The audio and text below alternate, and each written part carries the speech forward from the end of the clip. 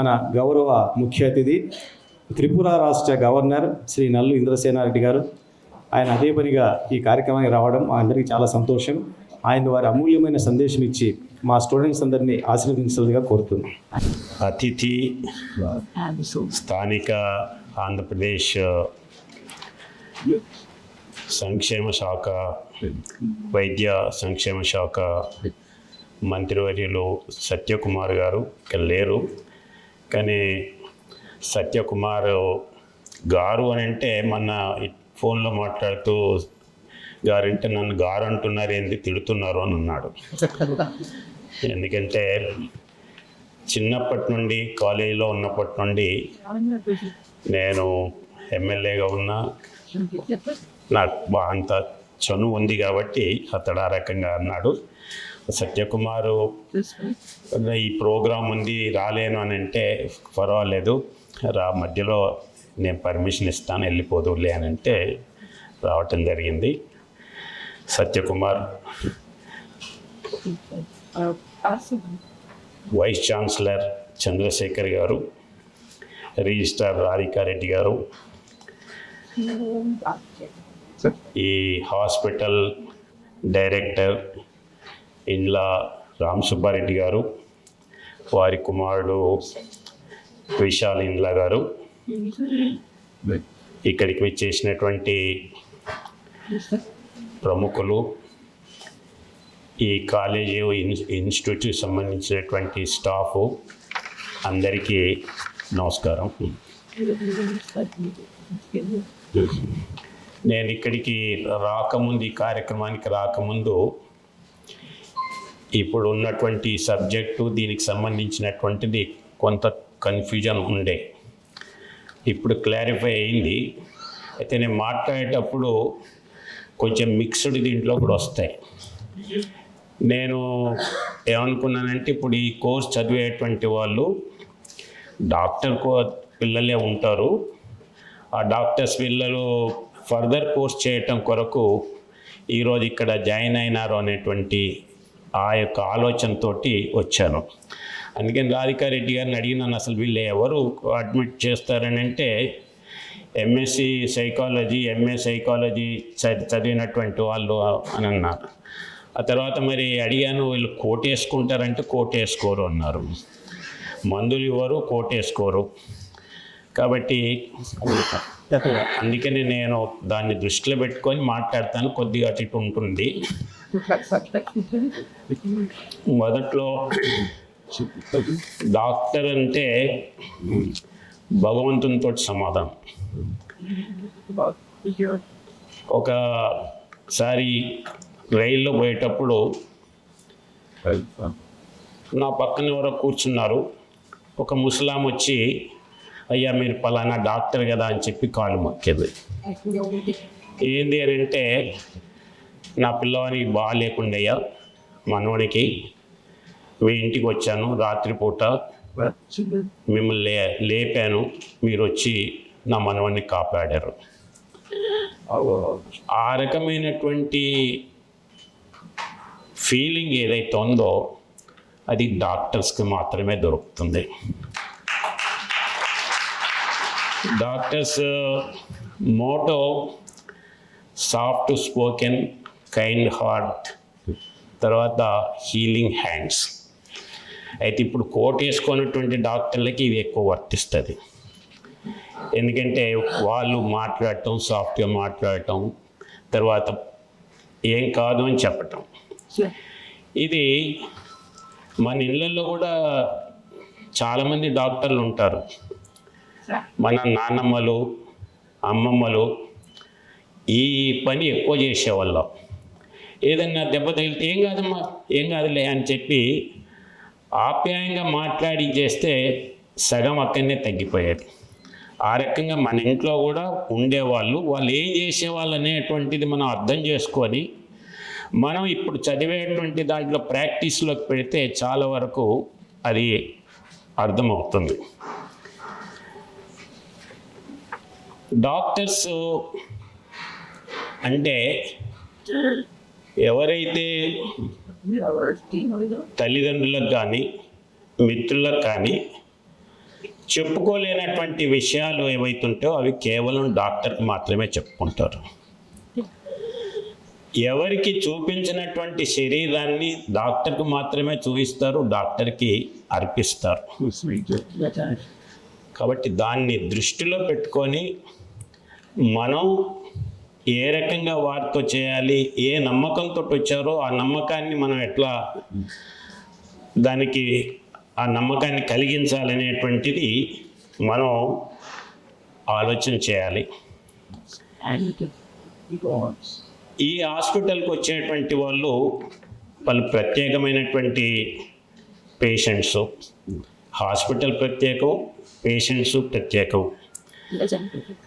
ఇక్కడ వచ్చేటువంటి వాళ్ళల్లో పేషెంట్స్కి మాత్రమే కాదు, పేరెంట్స్ కూడా ట్రీట్మెంట్ ఇవ్వాలి. అది కూడా ఇక్కడ అవసరం. చాలామంది వాళ్ళకు ఉన్నటువంటి సమస్యని చెప్పుకోవటానికి భయపడతారు. ఇంతకుముందు సత్యకుమార్ గారు చెప్పారు కదా, ఈ డాక్టర్ అంటే ఏంటిది, వాళ్ళు ఏ రకంగా చూస్తారు అనేటువంటి ఇది చెప్పారు. 40 ఏళ్ళ కింద ఇక్కడ విజయవాడలో హాస్పిటల్ పెట్టినప్పుడు ఇక్కడేంది సైకాట్రిక్ డాక్టర్ అని అంటే ఇక్కడ పిచ్చి డాక్టరు, పిచ్చోళ్ళ డాక్టరు, కేవలం పిచ్చోళ్ళని చెప్పి అవతల వాళ్ళనే కాదు, కొద్ది రోజుల తర్వాత డాక్టర్ని కూడా అట్నే పిలుస్తారు. ఏ రకమైనటువంటి సిచ్యువేషన్ వస్తుంది అని అంటే ఆ డాక్టర్ ఇంటికి ఏదన్నా బంధువు దీంట్లో పోయి వచ్చినా, లేదన్నా అవసరం కొద్ది పోయి వచ్చినా ఈ డాక్టర్ దగ్గరికి ఎందుకు పోయినాడని అంటారు. కాబట్టి ఆ రకమైనటువంటి ఫీలింగ్ ఆ టైంలో ఆ రకంగా ఉన్నటువంటి సందర్భంలో కూడా డాక్టర్ రామ్ సుబ్బారెడ్డి గారు ధైర్యం చేసి ఇక్కడ ఈ యొక్క హాస్పిటల్ ఓపెన్ చేయటం ఏదైతుందో చాలా గొప్ప విషయం. ఈరోజు భారతదేశం ఒక మెడికల్ హబ్ లాగా తయారవుతుంది. ఈరోజు అమెరికా, సింగపూర్ ఇటువంటి డెవలప్డ్ కంట్రీస్ నుండి కూడా మన దగ్గరికి పేషెంట్స్ వస్తున్నారు. వాళ్ళ దగ్గర వ్యవస్థ లేక కాదు, డాక్టర్స్ లేక కాదు, కానీ వాళ్ళ దగ్గర ఉండేటువంటి కాస్ట్ని భరించలేక వాళ్ళ దగ్గర అపాయింట్మెంట్ కావాలంటేనే 2 నెలలు, 3 నెలలు, 4 నెలలు అవుతుంది. కాబట్టి మన దగ్గరకు వచ్చినట్లయితే తక్కువ ధరలో వెంటనే ఎక్కువ డాక్టర్స్ ఉన్నారు కాబట్టి వెంటనే అపాయింట్మెంట్ దొరికేటువంటి వ్యవస్థ ఇక్కడ ఉంది. కాబట్టి మా దగ్గరగా తెలిసినటువంటి ఒక డాక్టరు ఇక్కడ చదివి 1971లో అమెరికా పోయి అక్కడ ప్రాక్టీస్ పెట్టిన ఆయన ఇక్కడ హెల్త్ దీని కొరకు వచ్చాడు. ఏమన్నా నువ్వు వచ్చినావు ఇక్కడ అని అంటే, అక్కడ డెంటల్ డాక్టర్ చాలా కాస్ట్లీరా, అందుకనే ఇక్కడ వచ్చినాను, రానుబోను కిరాయిలు కూడా కలుపుకున్నా ఇంతకంటే కాస్ట్లీ అవుతుంది అని అన్నారు. అదే రకమైనటువంటి పరిస్థితి సింగపూర్ నుండి వస్తున్నారు.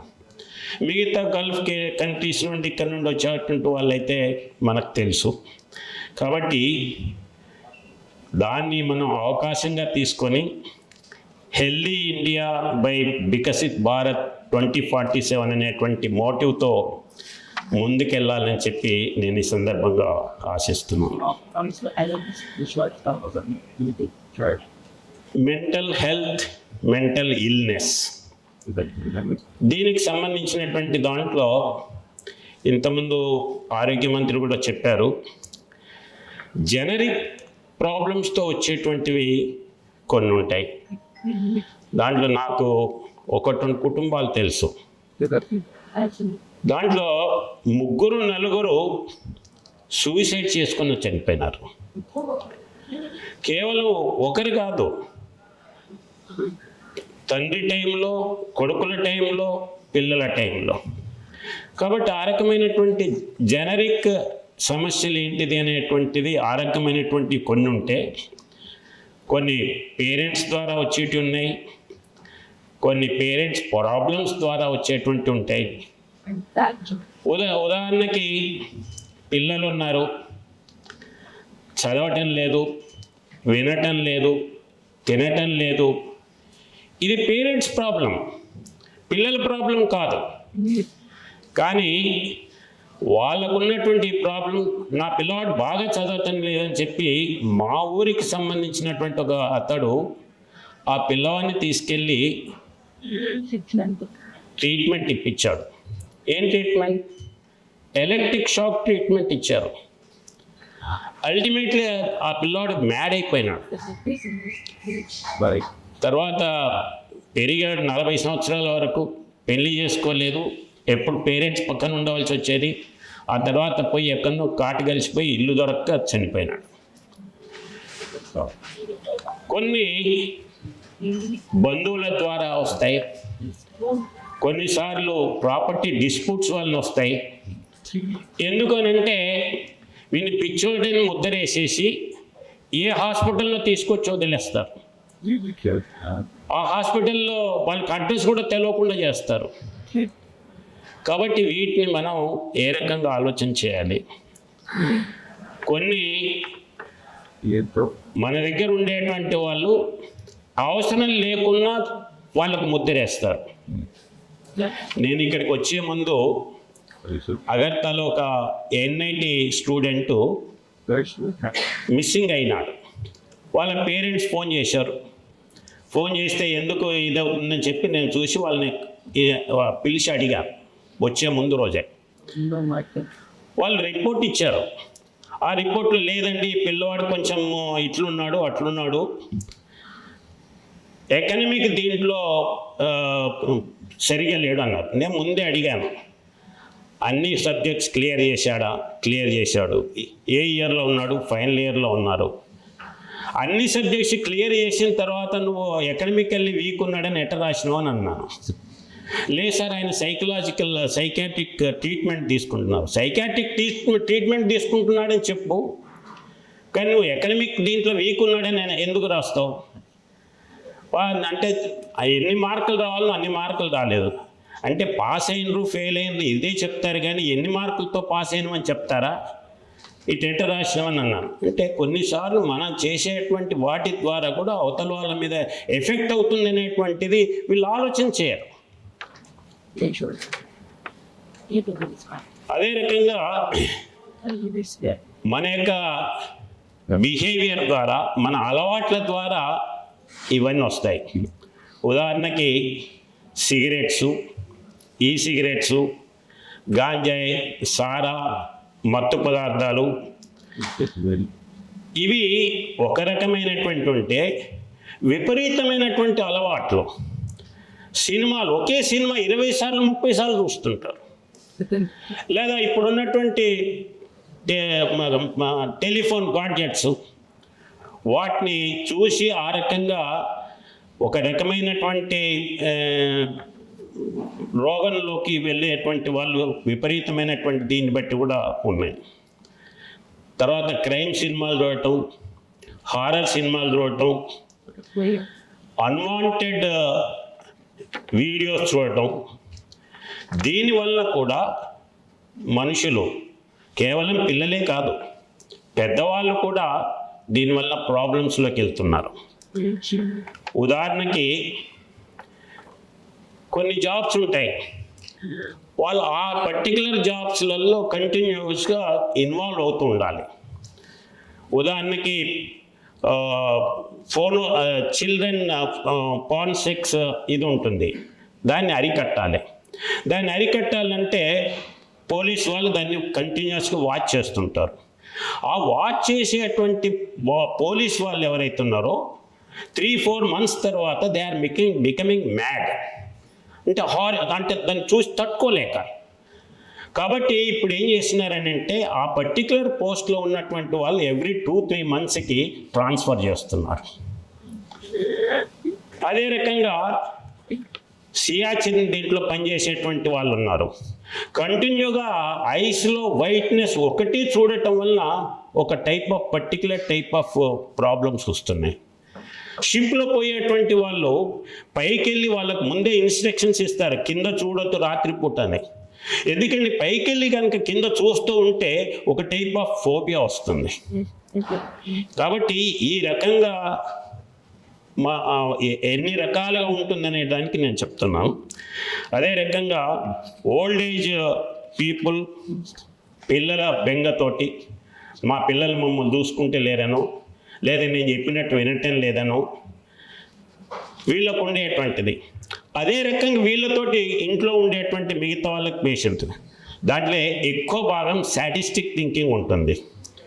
సాడిస్టిక్ థింకింగ్ అని అంటే ముసలోళ్ళు అవుతారు, రిటైర్ అవుతారు, కోడలు ఉంటుంది, లేకపోతే బిడ్డలు ఉంటారు, వాళ్ళ ఫ్రెండ్స్ తోటి వచ్చి వాళ్ళుగా ఎంజాయ్ చేస్తున్నారే, నాతో మాట్లాడతలేరే, కాబట్టి చెమ్మెత్తేసి మంచినీళ్ళు తీసుకురా అంటారు.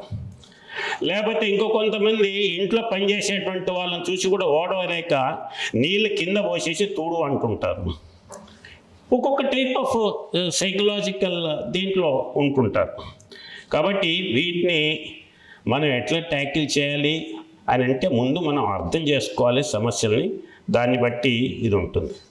రెండోది, ఇంతకుముందు మాట్లాడేటప్పుడు ఈ సబ్జెక్ట్ని మార్చాలి అని అన్నప్పుడు ఫస్ట్ ఇది కొత్త సబ్జెక్ట్ కాబట్టి దీనికి కావాల్సినటువంటి కరికులం ఏదైతుందో దాన్ని మనము ప్రిపేర్ చేయటంలో ప్రముఖ పాత్ర ఉంటుంది. దానికి సంబంధించినటువంటి దాంట్లో ఇప్పుడు పేషెంట్స్ దగ్గరికి ఎవరి దగ్గరికి అయితే పోతారో ఆ పేషెంట్స్ యొక్క హిస్టరీ ఏదైతుందో ఆ హిస్టరీని ఫస్ట్ డే నోట్ చేయటం కాదు, ఎవ్రీడే కనుక మీరు నోట్ చేసుకుంటూ పోయినట్లయితే ఆ తర్వాత మీకు అర్థమైంది. ఎందుకంటే ఇవాళ ఏం చెప్పారు, ఇవాళ ఏం మాట్లాడినారు, రేపేం మాట్లాడినారు అనేది మనం మర్చిపోతాం. ఈ పేషెంట్ చెప్పాడా, పక్క పేషెంట్ చెప్పాడో కూడా మనం మర్చిపోతుంటాం. కాబట్టి ఏ పేషెంట్కి సంబంధించినటువంటి ఆ పేషెంట్ డాక్టర్స్ కేస్ షీట్ ఎట్లయితే రాస్తారో మీరు కూడా వీళ్ళకి సంబంధించినటువంటిది వాళ్ళ ముందు రాయకుండా బయటికి వచ్చి ఈచ్ పేషెంట్స్ గురించి కనుక రాసినట్లయితే అప్పుడు హోల్ దీంట్లో మనకు ఆ యొక్క పేషెంట్ని అర్థం చేసుకోవటానికి, ఆ పేషెంట్స్ని మనం ఏ రకంగా ట్రీట్మెంట్ ఇవ్వాలనో మనం ఇవ్వటానికి అవకాశం ఉంటుంది. రెండోది, ఓవర్ ట్రీట్మెంట్ ఇస్తాం. మన అవసరం లేని దానికంటే ఎక్కువ ట్రీట్మెంట్ ఇచ్చి అనవసరమైనటువంటి ప్రాబ్లం తీసుకొస్తాం. అంటే ఇది మెడికల్ డాక్టర్స్ పనికి వస్తుంది, మీకు పనికి వస్తుంది.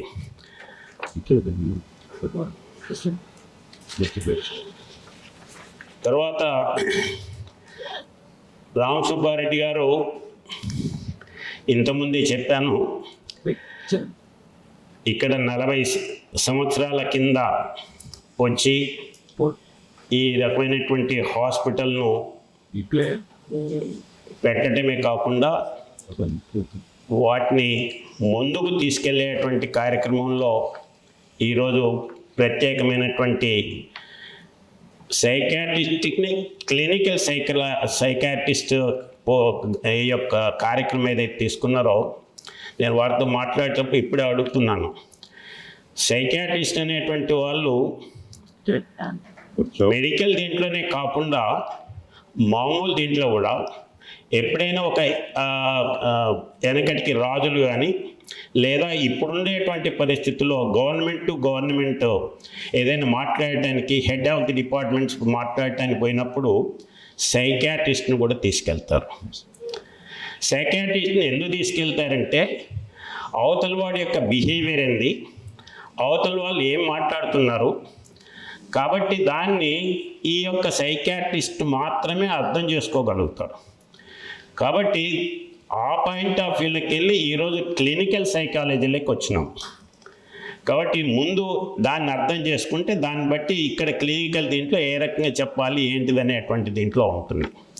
కొన్నిసార్లు సూసైడ్ అటెంప్ట్ చేసినటువంటి వాళ్ళు లేదా డిప్రెషన్లోకి పోయినటువంటి వాళ్ళు, ఫెయిల్ అయినాడు, లేదా జాబ్ రాలేదు, ర్యాంక్ రాలేదు, ఇబ్బంది పడుతున్నారు అని అంటే కొన్నిసార్లు పేరెంట్స్ అడుగుతారు, ఇంద్రసేన్ రెడ్డి వాడు ఈ రకంగా ఉన్నాడు, ఒకసారి వానితో మాట్లాడు, లేదా వాడిని తీసుకొని కొంచెం బయటికి పోయిరా, ఈ రకంగా అడిగినటువంటి సందర్భాలు ఉన్నాయి.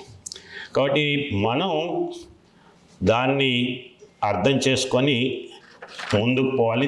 ఈ రకమైనటువంటి వాటిని స్టడీ చేయాలని చెప్పి నేను ఈ సందర్భంగా మనవి చేస్తున్నాను. సుబ్బారెడ్డి గారు 120 పడకలతోటి ఈరోజు ఈ హాస్పిటల్ పెట్టారు. దీనికి ముందు మెడికల్ సైడ్ కూడా డిఎం, పోస్ట్ గ్రాడ్యుయేషన్ ఇవి కూడా ఈ యొక్క హాస్పిటల్కి వచ్చినాయి. కాబట్టి వారు పీజీ కోర్సెస్ ఇవన్నీ ఇస్తున్నారు. తర్వాత ఇతర విద్యార్థులకు కూడా మంచి ట్రైనింగ్ ఇచ్చి ఈ రాష్ట్రంలోనే కాకుండా రాబోయేటువంటి రోజులలో ఇటువంటి ఇన్స్టిట్యూట్స్కి ఫర్దర్గా డెవలప్ చేసేటువంటి వీటిని వారు ఏదైతే ఆశిస్తున్నారో ఆ దిశలో మీరు పోతారని చెప్పి తీసుకెళ్తారని చెప్పి ఆశిస్తున్నాము. రెండోది, చిన్నపిల్లలు స్టూడెంట్స్కి సంబంధించినటువంటి మానసిక సమస్యలు ఏవైతున్నాయో దానికి సంబంధించినటువంటి కోర్సెస్ను కూడా ఇక్కడ ప్రారంభిస్తున్నారు. కాబట్టి చిన్నపిల్లల సైకాలజీ కోర్స్ అంటే ఇంకా కష్టం. ఈ పిల్లలకే కాదు, ఇంతకుముందు చెప్పినట్టు పిల్లల యొక్క తల్లిదండ్రులకు కూడా ట్రీట్మెంట్ ఇవ్వాల్సి ఉంటుంది. ఒక చిన్న ఉదాహరణ చెప్తాను. సింగపూర్లో ఒక స్కూల్లో, మన దగ్గర లేరు కానీ అక్కడ చాలా వరకు ఇన్స్టిట్యూషన్స్లలో ఇప్పుడు ఇక్కడ కూడా కొన్ని స్కూల్స్లలో సైకాట్రిస్ట్ని పెడుతున్నారు. ఆ సైకాట్రిస్ట్ ఏంటంటే ముందు పిల్లల్ని ఎవరు సైకలాజికల్ ప్రాబ్లం ఉన్నారో వాళ్ళని ఐడెంటిఫై చేయాలి. ఐడెంటిఫై చేసిన తర్వాత వాళ్ళు ఈ సైకలాజికల్ ప్రాబ్లం ఉన్నారనే సంగతి మిగతా పిల్లలకు చెప్పకూడదు. అదే టైంలో ఆ సైకలాజికల్ పిల్ల ప్రాబ్లం ఉన్నప్పుడు వాళ్ళ ఇల్లు, వాళ్ళ మదర్, వాళ్ళ బ్యాక్గ్రౌండ్ ఇదంతా కూడా టీచ్ చేయవలసి ఉంటుంది. అయితే వాళ్ళ మదర్ వచ్చి ఒక అమ్మాయి విషయంలో రెగ్యులర్గా కంప్లైంట్ చేసేది, ఈ అమ్మాయి వినదు. రెండో విషయం, చిన్నపిల్లల కాడికి వచ్చేటప్పటికి